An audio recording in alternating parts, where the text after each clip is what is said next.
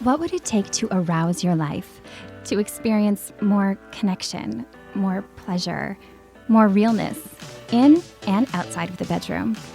I'm August McLaughlin, and this is Girl Boner Radio.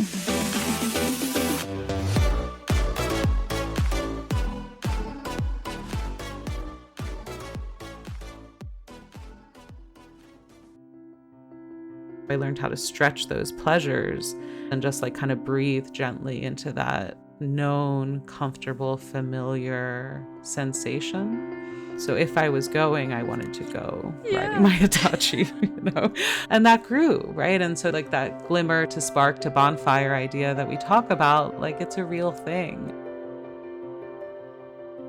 Can illness and healing involve eroticism? What role do pleasure and orgasms play? When there's a fair chance, you won't live much longer. Charlotte Maxwell Rose's experience through a medical crisis and its ripple effects reveals a lot about all of this. In the last episode, you heard from Chris's partner, Charlotte Mia Rose, who became Chris's caretaker. If you haven't heard that yet, definitely check it out. You can listen in either order. Now, Chris's story.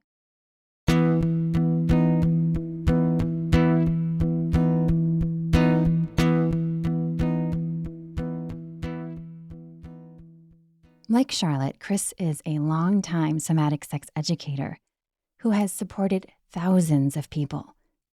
Given Chris's childhood, that's no surprise. I was that kid that you told about the sex stuff. From my earliest memories, I was holding my own and my peers' secrets and stories. From there, I went right to the library after school, where I had a little wagon that I filled up after I convinced them to give me an adult library card. I think I was 8. So I could check out more books, and I would sit in the self-help section and pull out all of the books about sex and relationships that I could find and read because I wanted to find answers for my friends. I remember that big wide slide and how it created this little place of safety for us, and how we always needed safe places to have conversations. Looking back now, I was that kid under the slide because of trauma and because of being sexualized before I even knew it was a thing.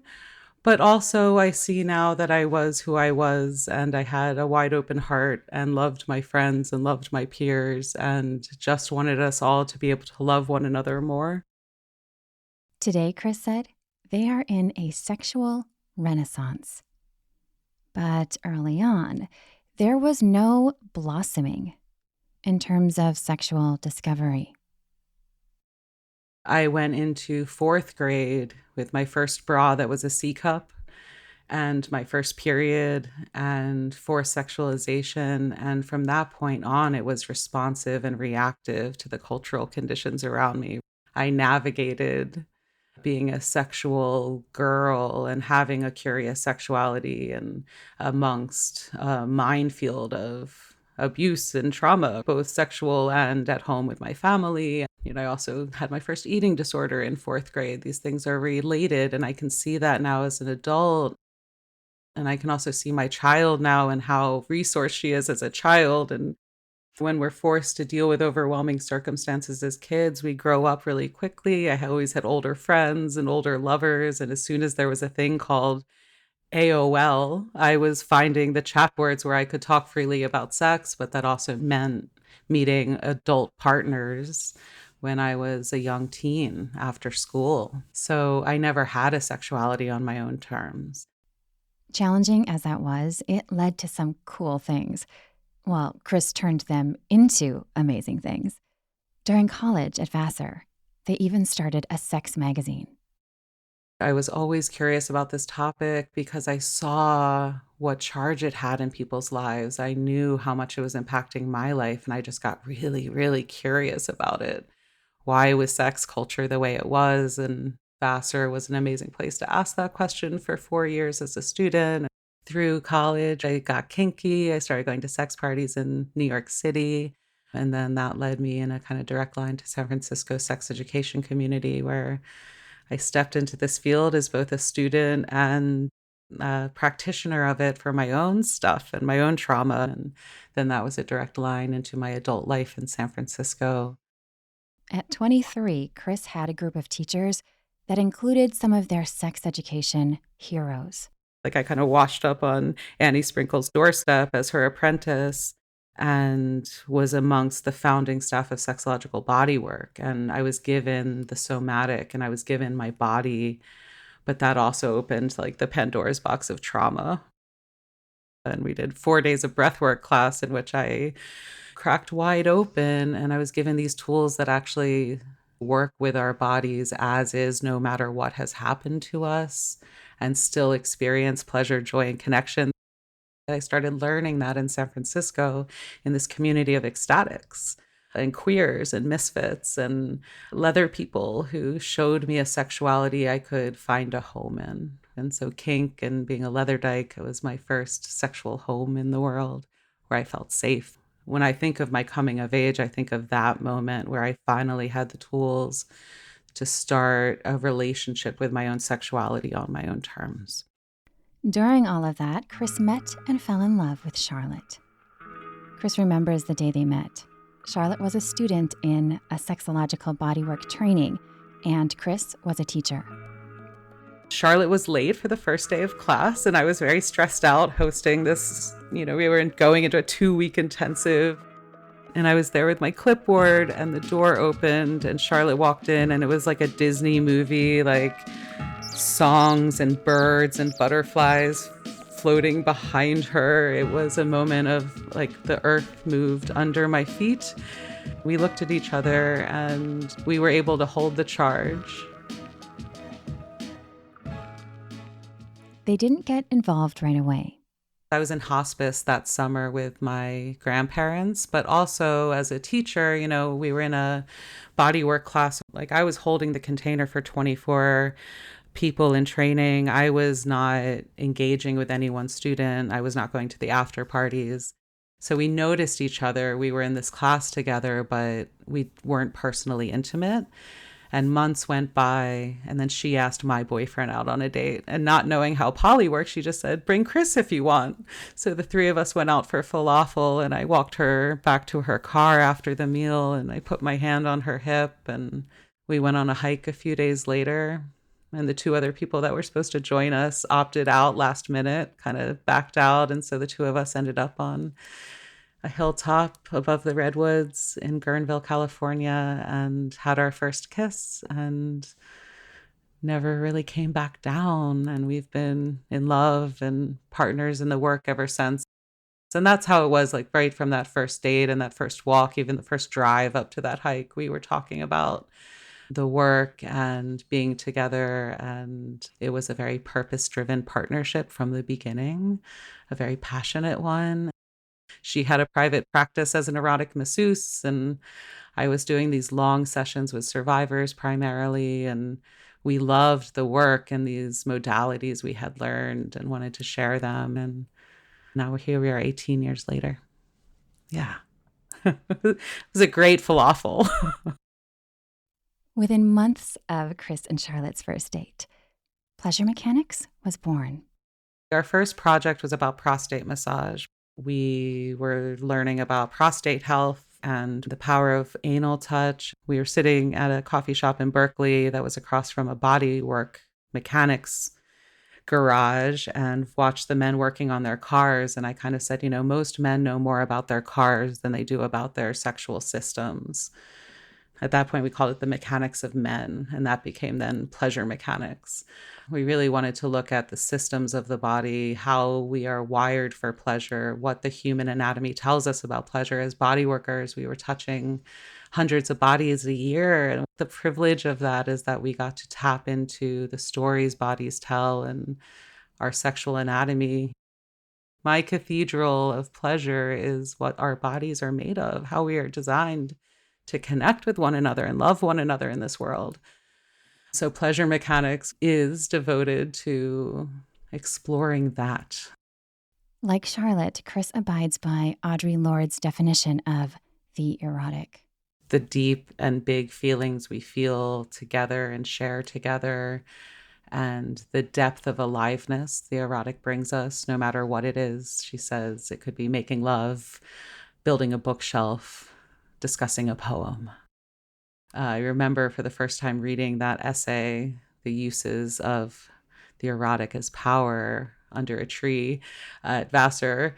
It was like a gift because all of a sudden I had a concept of the erotic that held it all.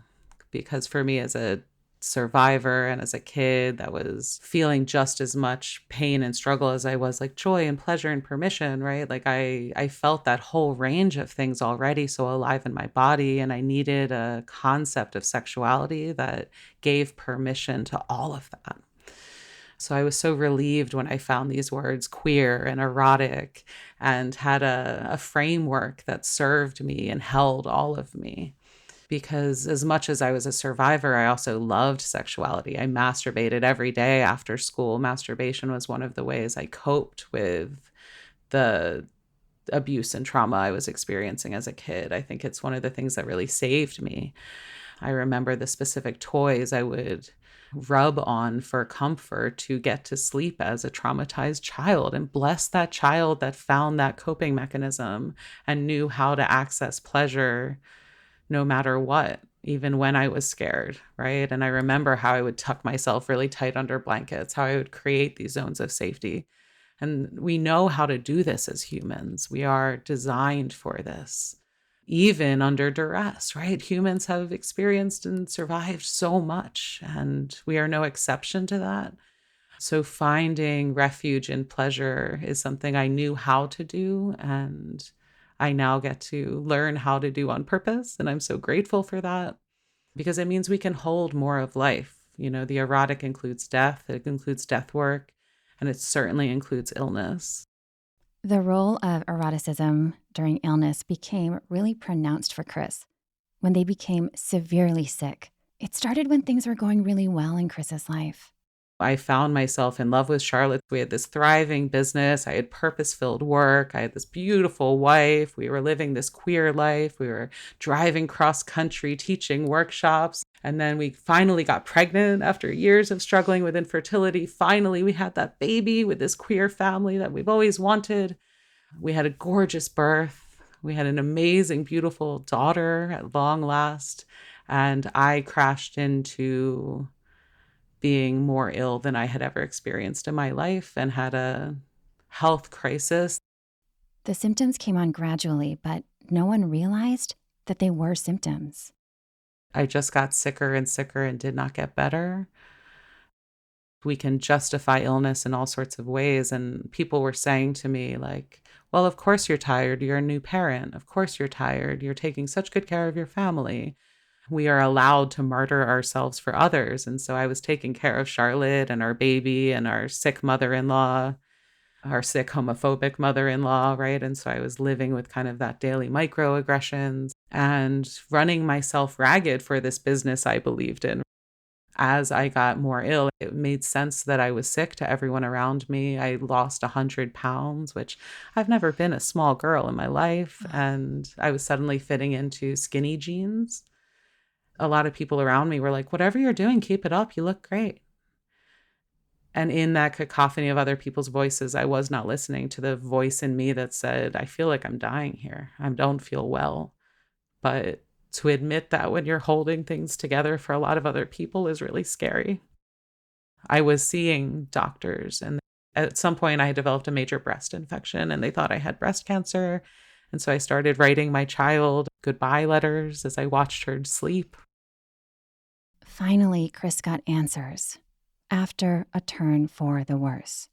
I ran our regional pride with a clipboard and deployed 100 floats one day, and the next day couldn't catch a breath.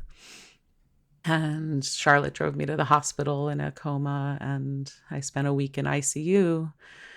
And when I came to, they had to tell me a couple times what my diagnosis was. Turned out I was developing type 1 diabetes, which is not the type of diabetes that fat girls get. My doctors missed it, and I missed it. When I first woke up in the hospital, I couldn't remember how to say the alphabet in my head, and it was that very scary moment of you don't know what you're waking up to. the kind of realization. And I couldn't feel my feet at that point. They looked like little baby watermelons stuck on my legs, and I couldn't move them. So I didn't know if I was facing immediate amputation or what the future held for me there. That was the beginning of the disease Chris would soon learn a lot about. So type 1 adult onset diabetes, it's an autoimmune condition. It leads to a chronic condition, but that emergent onset, some people don't survive. It's an acidification of the blood that happens. It's very dangerous. A lot of adults miss this diagnosis because it's called things like juvenile diabetes. And it's conflated with things like type 2 diabetes, which is a very serious disease, but a very different disease than the one I have. Chris and Charlotte also had to deal with the stress and learning curve of navigating medical care.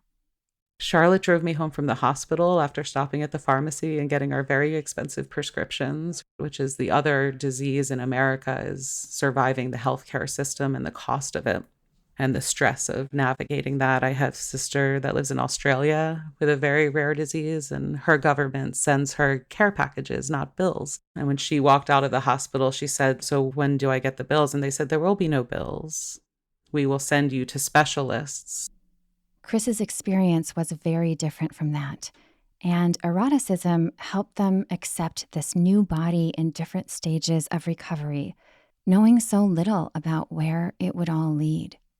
I didn't feel my feet for 2.5 years. I was in bed for the better part of those years. Charlotte took exquisite care of me. I was blessed with work that could sustain us. We had designed pleasure mechanics so we could be full-time parents, but it ended up taking good care of me. And I actually ended up writing a whole course while I was sick because I was learning so much about being in my body in a whole new way.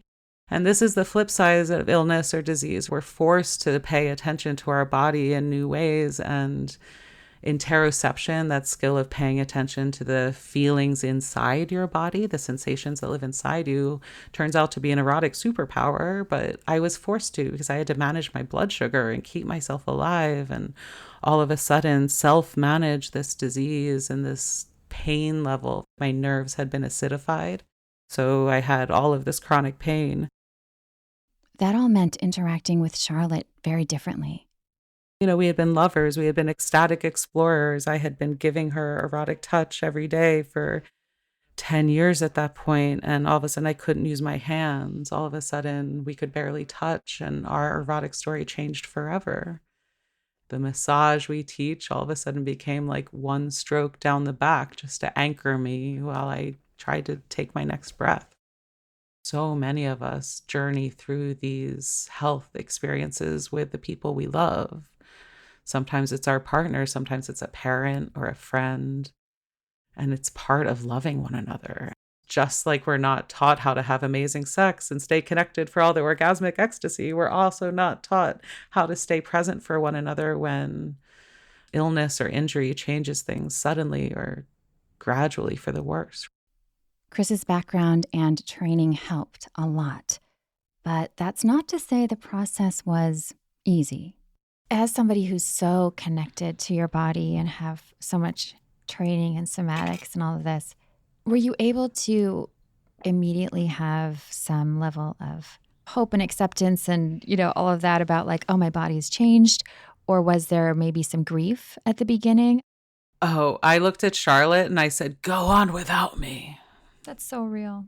Find a lover who can serve you," right? The shame and the debilitating sense of worthlessness that comes with illness and just the very real ways of the care burden it throws on other people. Years before, Chris had taken care of their mentor, Chester, through cancer.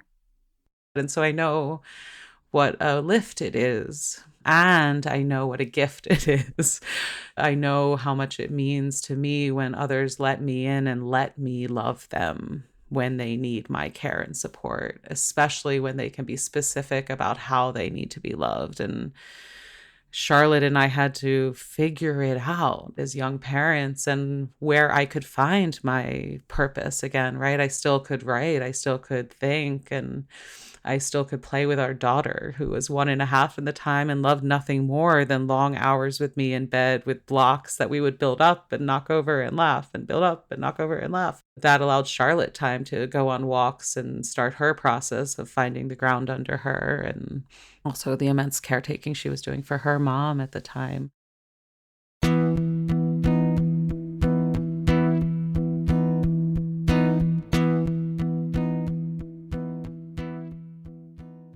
Do you ever feel like you want some sensual time that isn't necessarily sexual?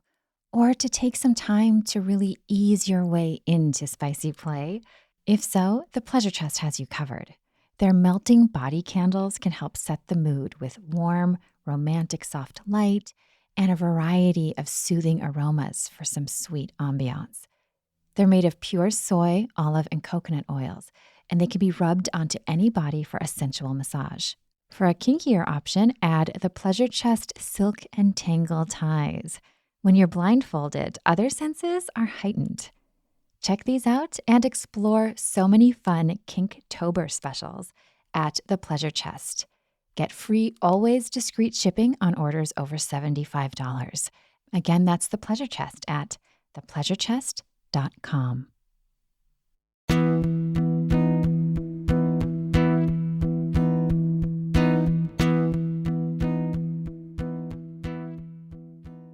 We survive, Chris said.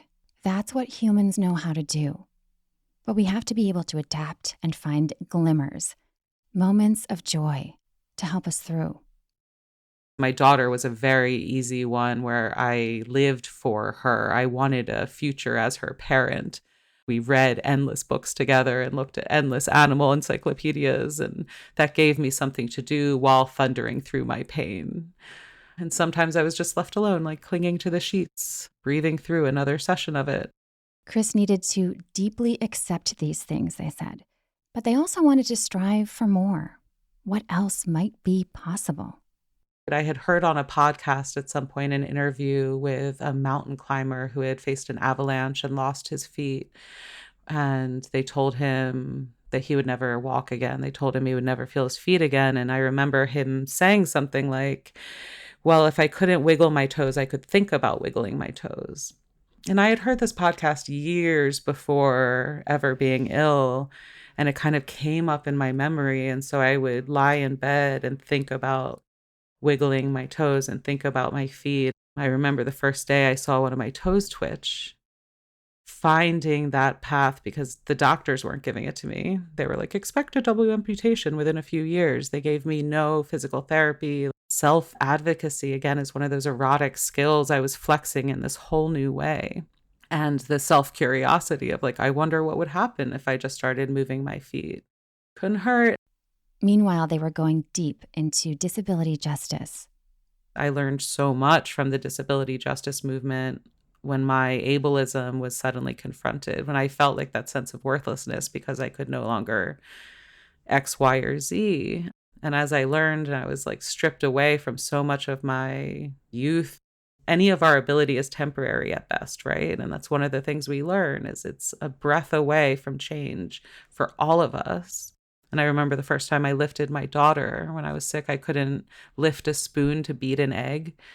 Like that's one of those visceral memories I remember. Like I couldn't beat my own eggs for scrambled eggs because I didn't have the muscle mass. Because when you lose insulin, your cells don't get energy and you lose your muscles. And so that radical adaptation, that acceptance, I started learning about prosthetics and what my options would be if I had to have an amputation. I started thinking through that as an option, and I started wiggling my toes at the damn same time. And as my feet came back on board, I walked through that pain in order to explore what sensations might be possible. I called it doing BDSM with God. I had to find some dynamic that made sense for the enormity of it. And I drew upon myself as a kinkster. And I was like, okay, let's do this. If they were going to go out, as in die, Chris said, they wanted to go out in Audre Lorde style, in a blaze.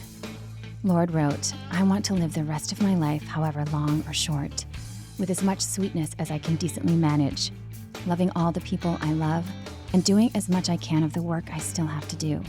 I'm going to write fire until it comes out of my ears, my eyes, my nose holes, everywhere.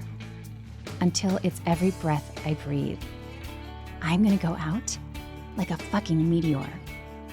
And I didn't know how long I had. I didn't know if I would get better. I didn't know if I was facing a double amputation that would change my embodiment. I started playing with my body again and just standing on feet I could not feel. You know that feeling of pins and needles where you sit on your feet and it's beyond pins and needles, like you can't really feel it. It's just heavy weight. And I remember diving into a pool or a lake and the sensation totally changing somewhere below my knees into this heavy leaden weight I was dragging behind me, which is harrowing, right? But it was also what was real for me at the time. And so just going into it in the ways that I knew, getting curious about it, and then feeling it change. And that first moment, I remember getting out of bed and feeling the feet, like I felt the ground meet my feet in this new way. And I was like, oh, holy shit, it's happening. It's been 8 years since Chris's diagnosis, and they aren't only walking, but full-on dancing. Eroticism, and above all, Charlotte's immense caretaking, saved their life.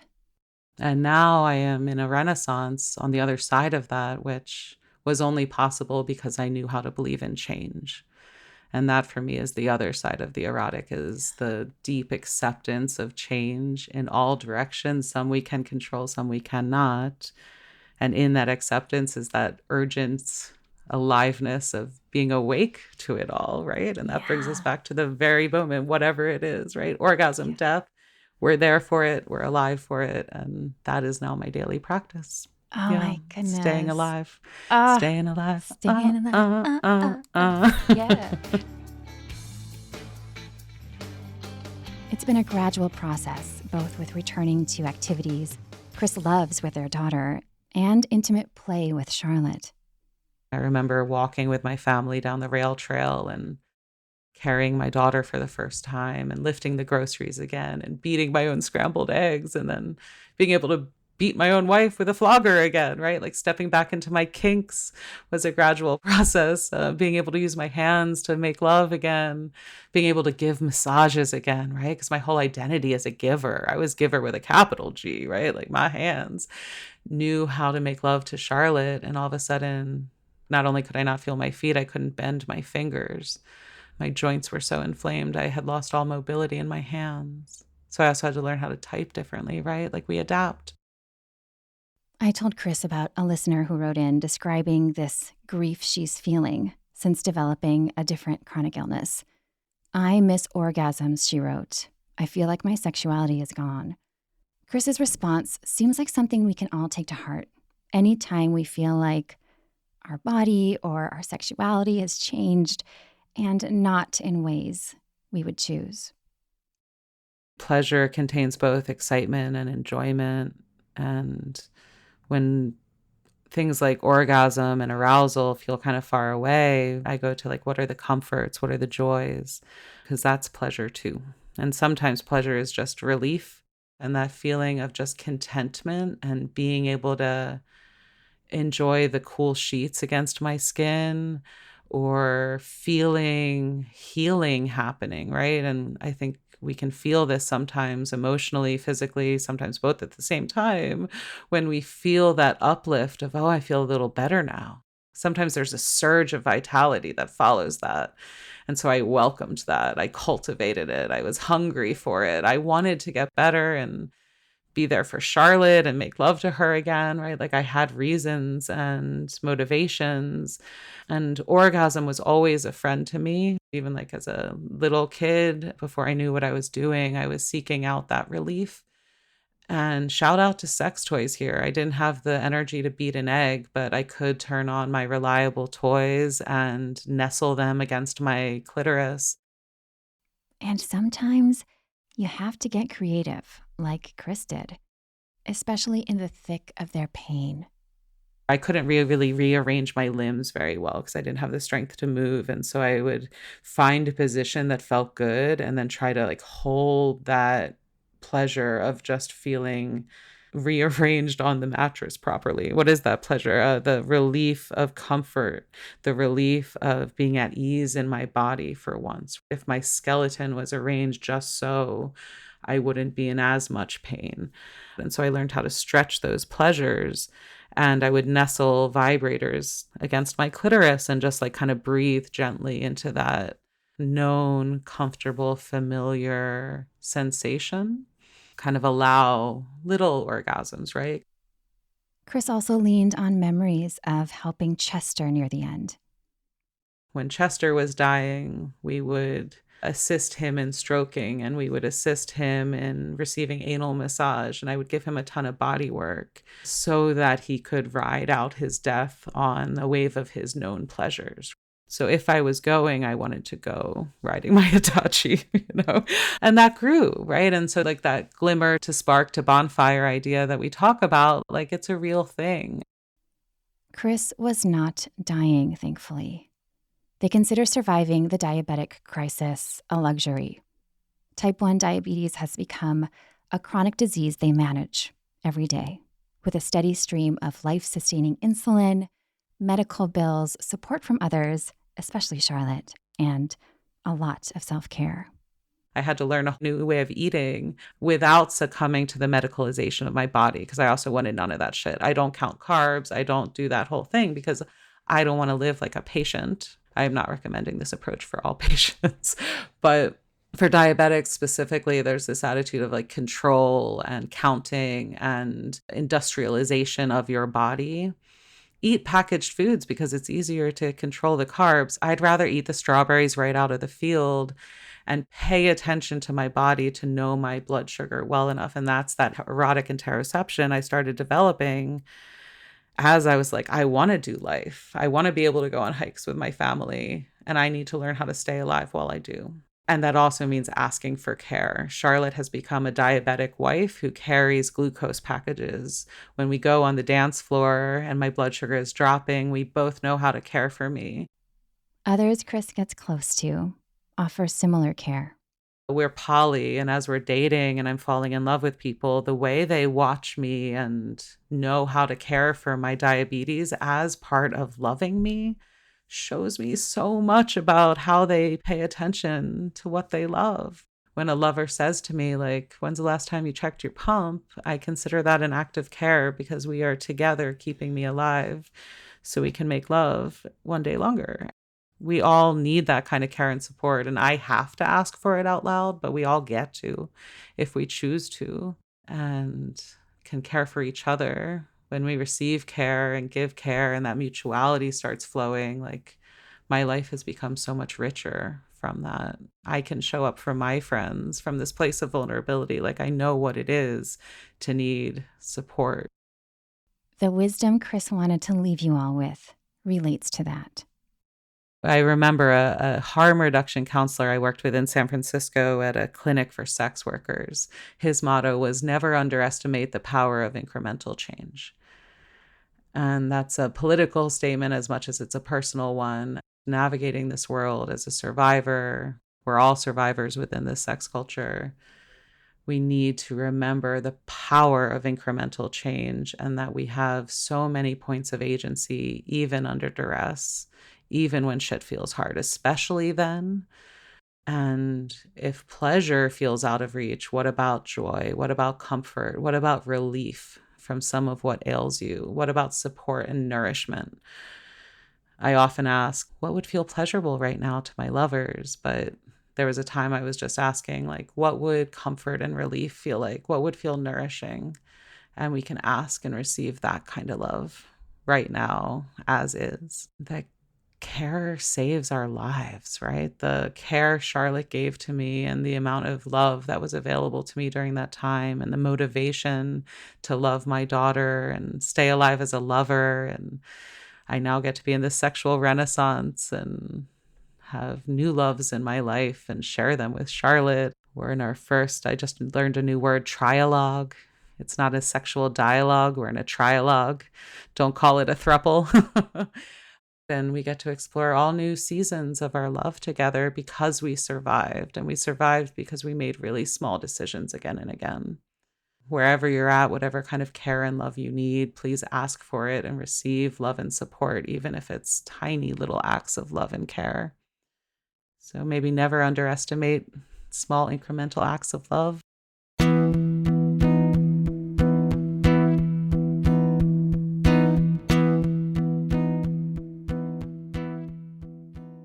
To learn much more about Chris and check out Pleasure Mechanics courses, including the Mindful Sex course they wrote through this journey, head to pleasuremechanics.com.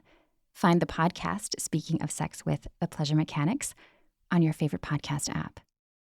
If you're enjoying Girl Boner Radio, please share links with your friends. I would also love it if you'd post a rating on Spotify or Apple Podcasts. Thank you so much for listening.